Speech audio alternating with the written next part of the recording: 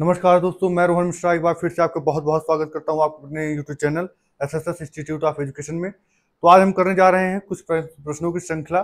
ठीक है, ये हमारी प्रैक्टिस सीरीज चलने जा रही है आगामी एग्जामों को देखते हुए, जैसे एलजीएलटी ग्रेड, केवीएस, एमआरएस, एनवीएस, इन सभी के जो है खास करके टीजीटी साइंस के लिए फोकस किया गया है। ठीक है, और इस सीरीज की सबसे खासियत बात ये होगी कि यहाँ पर जितने भी आपको एमसीक्यूज देखने को मिलेंगे completely based on NCERT. NCERT से बाहर कुछ है ही नहीं। ठीक है, तो चलिए देखते हैं विदाउट टाइम वेस्ट करते हुए। तो पहला क्वेश्चन फर्स्ट से यही शुरू है क्या? चलिए ठीक।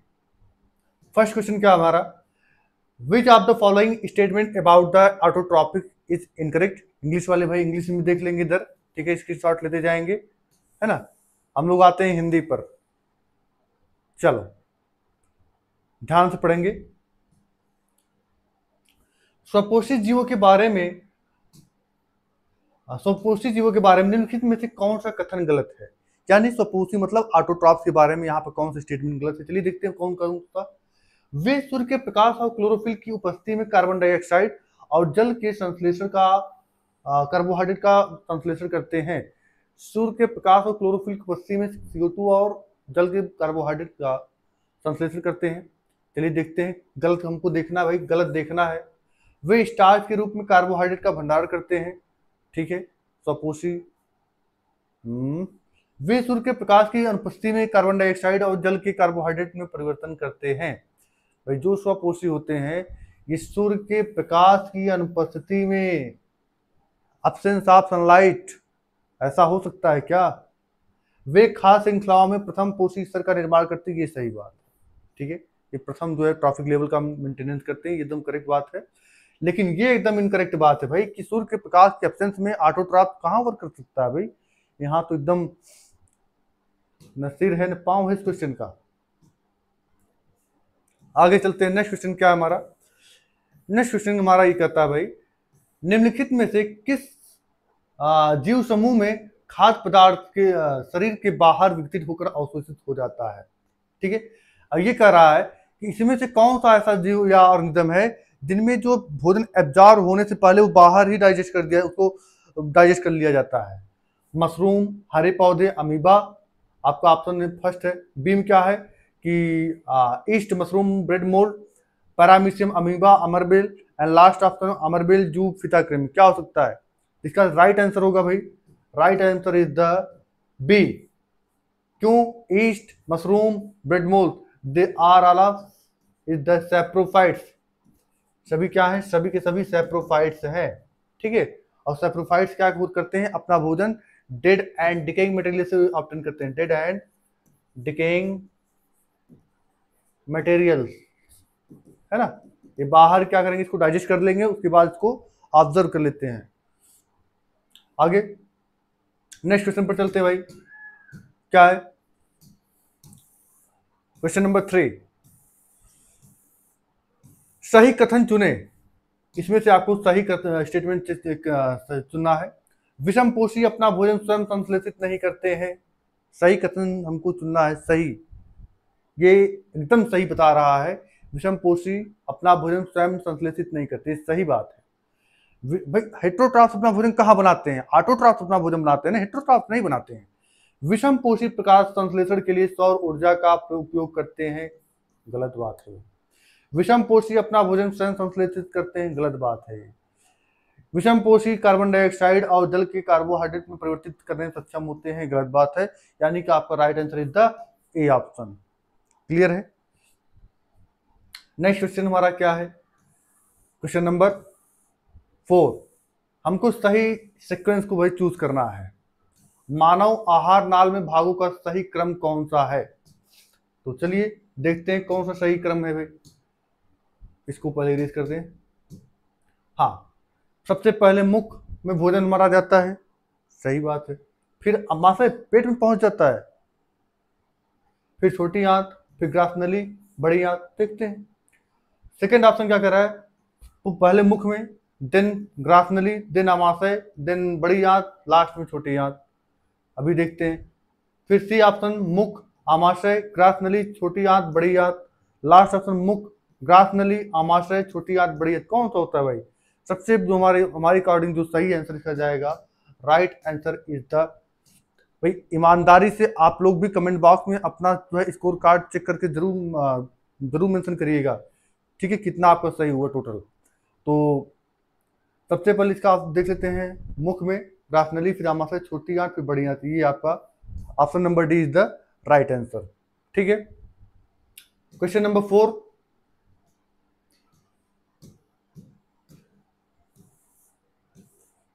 हो गया।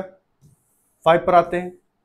यदि लार में एमाइलेज की कमी है ना, ध्यान देंगे, यदि लार में लार एमाइलेज यानी कि टाइलिन एंजाइम, ठीक है, इसको हम टाइलिन भी बोलते हैं, ठीक है, टाइलिन की कमी है तो मुख गुहा में निम्नलिखित में से कौन सी घटना प्रभावित होगी, ठीक है। हमको अच्छी तरीके से पता है माउथ में किस चीज का डाइजेशन होता है, और जिस चीज का डाइजेशन होता है उसी की गड़बड़ी होगी उसी में।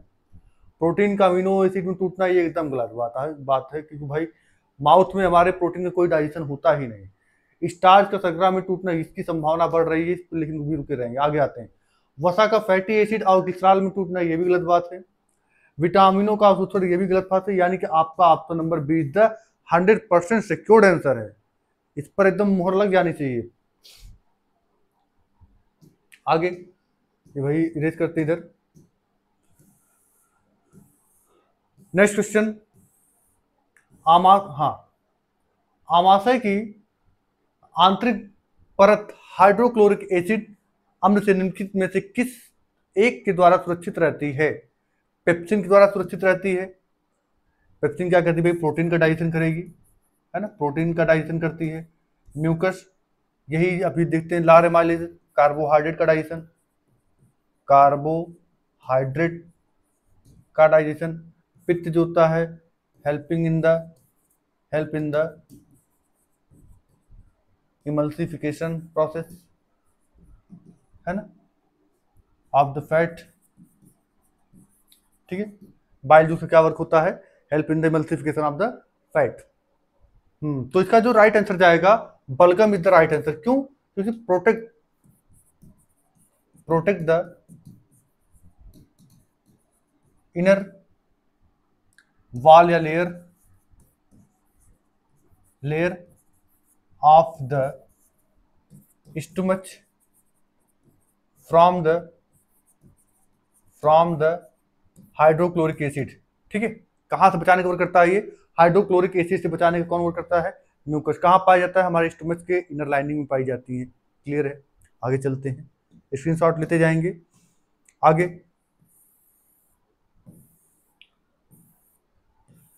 क्वेश्चन नंबर 7, आहार नाल का कौन सा भाग यकृत से पित्त प्राप्त करता है, यानी बाइल जूस?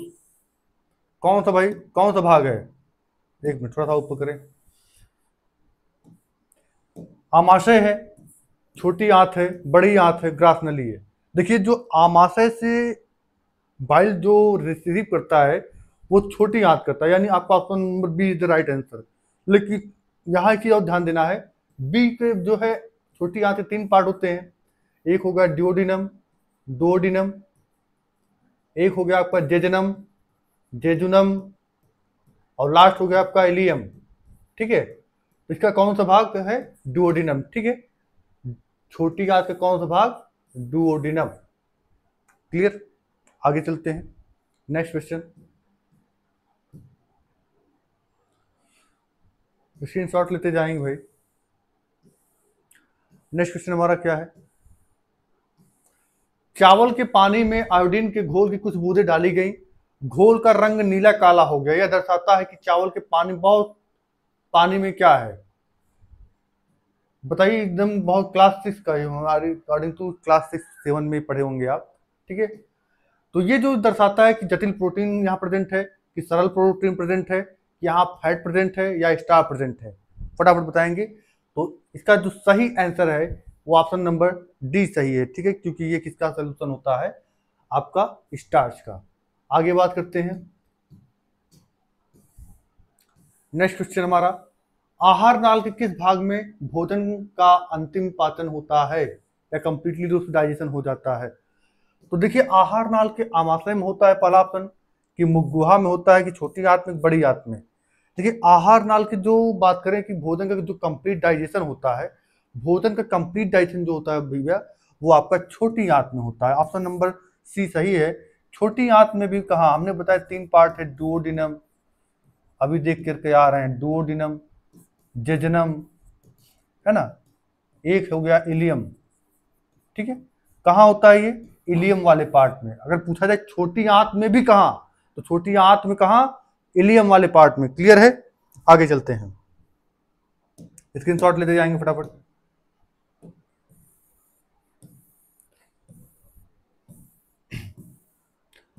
क्वेश्चन नंबर 10 क्या कर रहा है? निम्नलिखित में से अग्नाशयी रस का कार्य चुने। क्या कार्य है? ट्रिप्सिन प्रोटीन और ग्लाइपेज कार्बोहाइड्रेट को पचाता है। ठीक है, ये कर रहा है। ट्रिप्सिन एंजाइम जो होता है प्रोटीन का डाइजेशन करता है, लाइपेज कार्बोहाइड्रेट को पचाता है।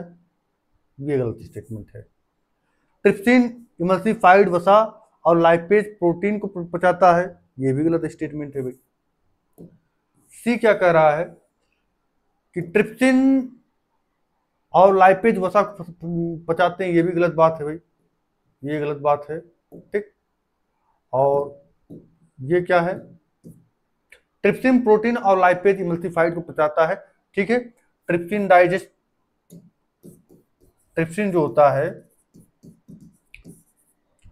प्रोटीन को डाइजेस्ट करके किसमें कन्वर्ट करेगा? अमीनो एसिड में, अमीनो एसिड में। ठीक है, और जो आपका ये लाइपेज एंजाइम होता है, ठीक है, लाइपेज है ना, यहाँ प्रोटीन हो जाएगा, यहाँ पर फैट होगा। फैट का डाइजेशन करके किसमें कन्वर्ट करेगा? ये फैटी एसिड, फैटी एसिड और ग्लिसरॉल में। क्लियर है? यहाँ तक सारी चीजें। आगे चलते हैं भाई। नेक्स्ट क्वेश्चन क्या है? नेक्स्ट क्वेश्चन है, जब चूने के पानी से भरी परख नली में मुंह से हवा फूंकी जाती है तो चूने का पानी दूधिया हो जाता है क्योंकि। बहुत सिंपल क्वेश्चन है, बहुत ही अच्छा क्वेश्चन है।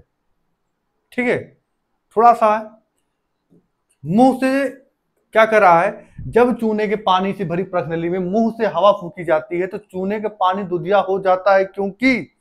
भाई मुंह से फूंक मारोगे कौन सी गैस जाएगी? CO2 ही न जाएगी भैया, और कौन सी जाएगी? कॉमन सेंस लगाओ। CO2 is the right answer, CO2 is the right answer. ये चलिए नेक्स्ट क्वेश्चन हमारा क्या है? काफी भारी भरकम दिख रहा है भाई। चलिए पहले बार पढ़ लेते हैं ध्यान से। निम्नलिखित में से कौन सा वायवीय श्वसन के लिए सबसे उपयुक्त? वायवीय श्वसन मतलब aerobic respiration, aerobic respiration, aerobic respiration. ठीक है, तो देखते हैं भाई कौन सा सही स्टेटमेंट है इसमें। हाँ, ये भाई पहले रेस करो जो है सब। पहले ग्लूकोज का जो डाइजेशन होता है माइटोकॉन्ड्रियम होता है, ये एकदम गलत है, एकदम ये यहीं आगे पढ़ना ही नहीं है। ठीक है, ग्लूकोज का डाइजेशन कोशिका द्रव्य में होता है, यानी साइटोप्लाज्म होता है, सही है। साइटोप्लाज्म डाइजेस्ट होने के बाद पायरुवेट में कन्वर्ट होता है, सही बात है। ठीक है, अब ये पायरुवेट जो है माइटोकॉन्ड्रिया में CO2 H2O और ऊर्जा का प्रोडक्शन करती है। ये थोड़ा सा स्टेटमेंट अभी इसको हम पेंडिंग रखते हैं भाई। ठीक है, फिर क्या कर रहा है? ग्लूकोज कोशिका द्रव्य में पायरुवेट बदलता है ना, पायरुवेट प्लस ऊर्जा दोनों बन जाता है यहीं पर। उसके बाद माइटोकॉन्ड्रिया में CO2 H2O बनता है, ये गलत बात है भाई।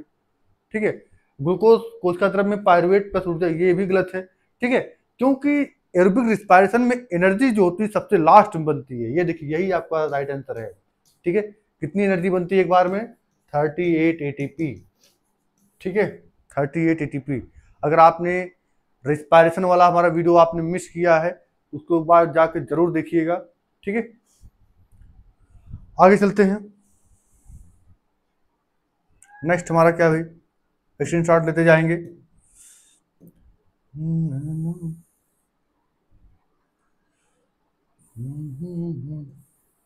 चलिए नेक्स्ट क्वेश्चन हमारा क्या भाई? क्वेश्चन नंबर 13 क्या कर रहा है? श्वसन के संबंध में निम्नलिखित में से कौन सा कथन सत्य है? पहले भाई यही अंडर का लाइन कर लिया करो। सत्य पूछा है कि ये सत्य पूछा है, तो यहाँ सत्य पूछा है। श्वसन के दौरान पसलियां अंदर की ओर गति करती हैं। भाई सांस लेते के समय जो पसलियां होती हैं अंदर जाती हैं बाहर जाती हैं? ये बाहर जाती हैं, ये गलत बात है। ठीक है। वायु कोशिकाओं में गैसों का आदान प्रदान होता है। ठीक है, अर्थात वायु कोशिकाओं से ऑक्सीजन रक्त में और रक्त से कार्बन डाइऑक्साइड वायु कोशिकाओं में विकसित होती हैं। ये सही है, इसको अभी रखते हैं, ये हमको सही लग रहा है। ठीक है, आगे बात करते हैं कि हीमोग्लोबिन में ऑक्सीजन की तुलना में कार्बन डाइऑक्साइड के प्रति अधिक आकर्षण होता है। क्या कर रहा है कि हीमोग्लोबिन जो होता है हमारा, ऑक्सीजन की तुलना में CO2 के प्रति ज्यादा जो है उसको आप ये कह सकते हैं सबसे ज्यादा वो CO2 को मानता है, ऑक्सीजन को नहीं है। ऐसा नहीं भाई, इसका जो है लगाव सबसे अधिक ऑक्सीजन से होता है। नेक्स्ट ऑप्शन क्या है? वायु कोशिकाएं गैसों के आदान प्रदान के लिए पृष्ठीय क्षेत्रफल बनाती है। ये एकदम सही बात है। एक आपका देखिए कौन कौन सा सही हो गया भाई हमारा। एक अभी ऑप्शन नंबर 2 और 4, स्टेटमेंट नंबर 2 और 4 इज द राइट आंसर। तो चलिए देखते हैं किस ऑप्शन में है भाई, किस ऑप्शन में है 2 और 4 दोनों। हाँ, डी वाले में देखिए ऑटोमेटिक लग गया, ये D is the right answer. ठीक है, 2 और 4 यहीं पर है। नेक्स्ट क्वेश्चन, हाँ नेक्स्ट क्वेश्चन हमारा क्या भाई? श्वास लेते समय, ठीक है तो भाई श्वास लेते समय वायु मार्ग का सही क्रम कौन सा है? पहला क्या करे? नासिका, स्वरयंत्र, ग्रसनी, श्वास नली, उसके बाद फेफड़े। दूसरा क्या है कि नासिका मार्ग, श्वास नली, ग्रसनी, स्वरयंत्र, गुप्तकाएं। नेक्स्ट क्या है? स्वरयंत्र, नासिका, ग्रसनी, फेफड़े। नेक्स्ट क्या है फिर लास्ट एकदम नासिका हो जाएगा, फिर आपका हो जाएगा भाई फेरिंग्स हो जाएगी, फिर आपका लैरिंग्स हो जाएगा, फिर ट्रैकिया, फिर एल्वेली। देखिए सबसे जो आपका राइट आंसर जाएगा भाई option number D is the right answer. ठीक है, D is the right answer. आगे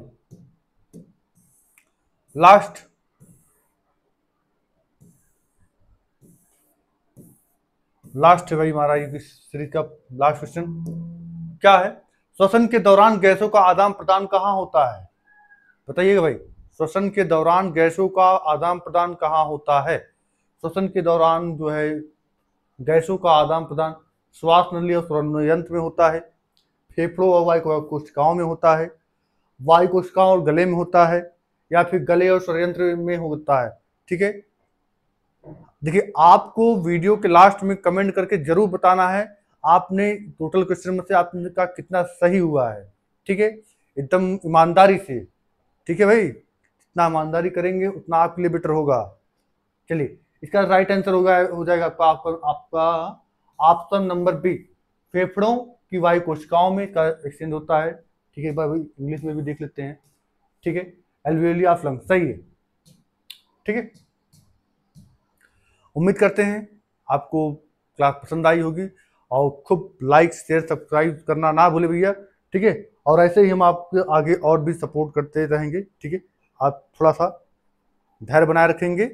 और जय हिंद, जय भारत। मिलते हैं नेक्स्ट वीडियो में। धन्यवाद।